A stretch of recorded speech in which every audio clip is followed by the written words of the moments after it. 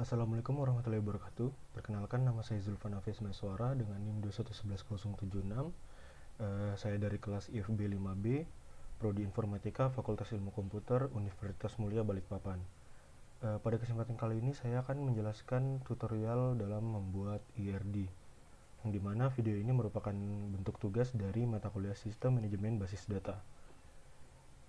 Pada video kali ini saya sudah mendapatkan studi kasus yang sudah diberikan oleh dosen pengampu saya, yang dimana teman-teman bisa lihat di layar ini. Jika kita lihat dari studi kasusnya, kita dapat menyimpulkan bahwa kita akan membuat IRD tentang sistem perkuliahan, yang dimana di sini sudah dijelaskan bahwa akan ada entitas seperti dosen, mahasiswa, mata kuliah, jadwal, kelas, tagihan, dan nilai. Lalu di video kali ini saya akan mengidentifikasi entitas, jenis relasi yang terjadi, lalu kardinalitas yang tepat. Setelah itu saya juga akan mengidentifikasi atribut dari masing-masing entitas, dan juga saya akan membuat IRD-nya. Untuk membuat IRD-nya saya menggunakan website IRD Plus yang sudah saya buka seperti ini. Dan di sini saya sudah membuat terlebih dahulu entitas dan atribut-atributnya untuk menghemat waktu.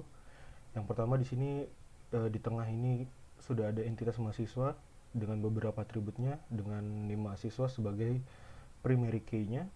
Lalu ada entitas tagihan dengan nomor tagihan sebagai primary key dan NIM mahasiswa sebagai foreign key.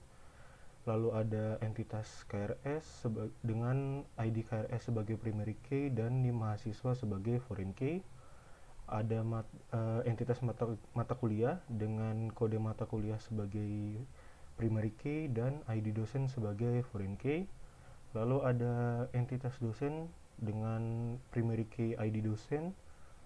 Setelah itu ada entitas jadwal dengan ID jadwal sebagai primary key dan kode kelas dan kode matkul sebagai foreign key. Yang terakhir ada entitas kelas dengan kode kelas sebagai primary key-nya.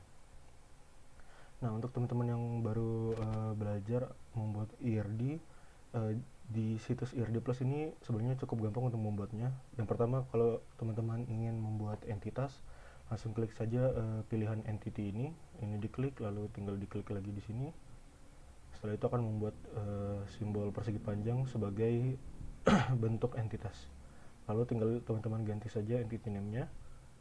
Lalu untuk atributnya, jika teman-teman ingin menambahkan atribut dalam suatu entitas, teman-teman bisa lihat di sebelah kanan ada add atribut. Ketika teman-teman mengklik suatu entitas, ini tinggal diklik saja, lalu akan muncul seperti ini. Nanti dia akan menambahkan atribut baru. Oke. Dan untuk relationship sebenarnya di sini ada dua cara. Yang pertama, teman-teman klik bagian relationship di sini, sama seperti membuat entitas sebelumnya, lalu tinggal menentukan hubungan entity 1 dengan entity 2-nya, atau cara keduanya adalah dengan mengklik connect dan melakukan klik and drag pada masing-masing entitas seperti ini. Ini saya buat contoh. Pertama ada mahasiswa dan mata kuliah. Ini saya klik and drag, dan di sini akan terbentuk relationship.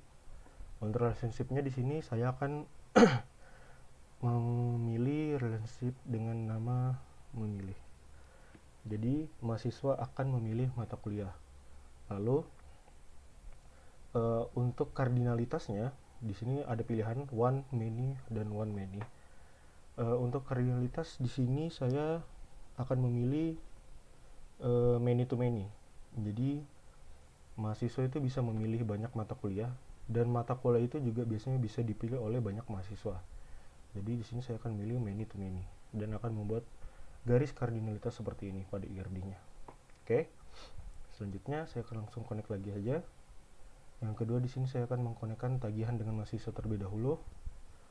Di sini relationship-nya adalah membayar, karena mahasiswa perlu membayar tagihan dari suatu kampus. Dan untuk kardinalitasnya di sini saya akan membuat kardinalitasnya menjadi one to one, karena setiap mahasiswa itu akan mempunyai satu tagihan saja, dan tagihan itu biasanya akan diberikan kepada satu mahasiswa saja. Jadi satu tagihan untuk satu mahasiswa. Oke, selanjutnya saya akan membuat relationship antara dosen dengan mata kuliah. Di sini relationshipnya adalah mengajar, karena dosen mengajar mata kuliah. Untuk kardinalitasnya di sini saya memilih many to many, karena sebenarnya ini 11-12 dengan kardinalitas mahasiswa dengan mata kuliah, yang dimana dosen itu bisa mengajar lebih dari satu mata kuliah.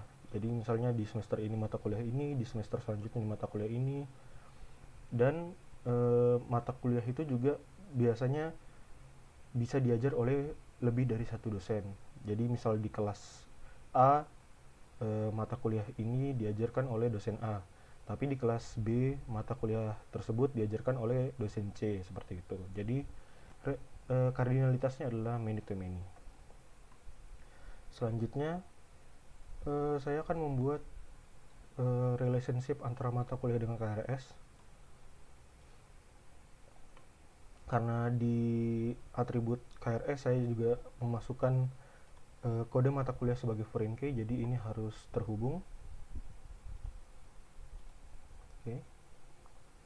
Kalau saya tidak salah, menurut saya itu relationship name-nya berisi karena KRS itu berisi mata kuliah. Jadi di dalam KRS tersebut ada kode mata kuliah, sehingga relationship-nya saya jabarkan dengan kata berisi. Lalu untuk kardinalitasnya, menurut saya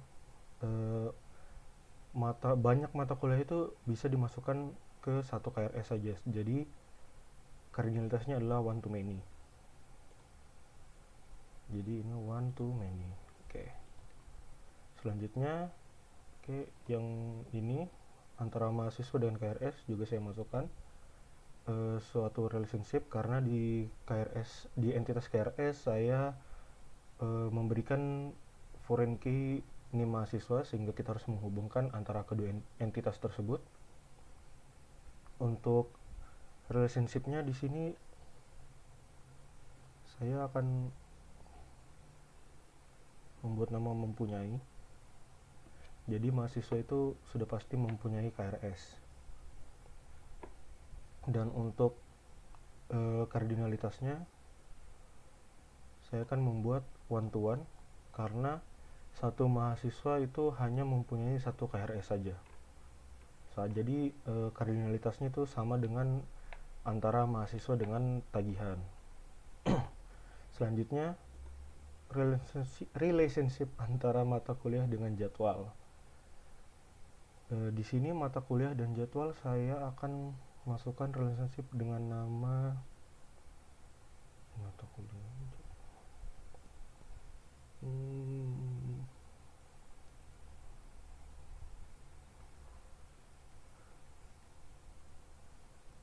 Saya akan memberikan nama relationship-nya termasuk, karena ketika mahasiswa sudah memilih mata kuliah dan mata kuliah tersebut sudah diverifikasi, maka mata kuliahnya akan termasuk ke dalam jadwal yang akan dibuat.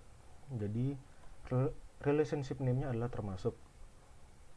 Lalu untuk kardinalitasnya, di sini saya akan membuat many to one. Kebalik. Ini many to one. Jadi banyak mata kuliah itu akan termasuk ke dalam satu jadwal, seperti itu. Lalu yang terakhir, antara jadwal dengan kelas, saya akan memberikan relationship terjadwal, karena setelah jadwal ini dibuat, nantinya suatu kelas itu akan terjadwal untuk ditempati oleh mahasiswa yang akan belajar, sehingga nama relationship-nya terjadwal. Lalu untuk kardinalitasnya antara jadwal dengan kelas, menurut saya adalah many to many, karena di jadwal ini akan ada tersedia beberapa mata kuliah. Lalu mata kuliah tersebut itu pasti akan berada di berbagai kelas dan tidak hanya satu kelas saja, sehingga saya menjabarkannya seperti dengan kardinalitas many to many. Baik, itu saja untuk pembuatan IRD dari studi kasus yang sudah diberikan kepada saya. Saya mohon maaf apabila banyak kekurangan dalam video ini, atau baik dalam penyampaian materi ataupun identifikasi materinya. Terima kasih sudah menonton. Wassalamualaikum warahmatullahi wabarakatuh.